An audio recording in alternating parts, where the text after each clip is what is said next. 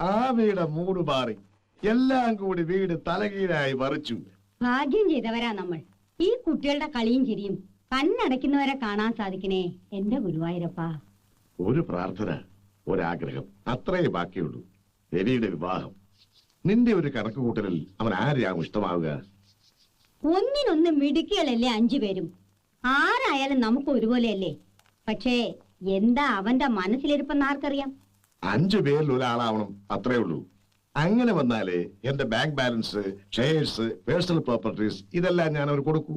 പുറത്തൊരു വീട്ടിൽ നിന്ന് ഏതെങ്കിലും ഒരു പെൺകുട്ടിയെ കൊണ്ടുവന്നിട്ട് ഇതാണ് എന്റെ ഭാര്യ എന്ന് പറഞ്ഞാൽ ഒരു സിംഗിൾ പൈ ഞാൻ അവന് കൊടുക്കില്ല. അതിപ്പോ അവൻ അറിയണ്ടേ നിങ്ങളുടെ മനസ്സിൽ ഇങ്ങനെ ഒരു ഐഡിയ ഉണ്ടെന്ന്? അറിയരുത്. ഈ വെക്കേഷൻ കഴിഞ്ഞ് തിരിച്ചു പോകുന്നതിനുള്ളിൽ അവൻ ഏതെങ്കിലും ഒരു മുറപ്പെടിനോട് ഇഷ്ടം തോന്നട്ടെ. അങ്ങനെ വന്നാൽ ഇത് നാച്ചുറൽ ആകൂ. അതുവരെ ഇത് സീക്രട്ട് ആയിട്ടിരിക്കട്ടെ. അതൊക്കെ ഞാൻ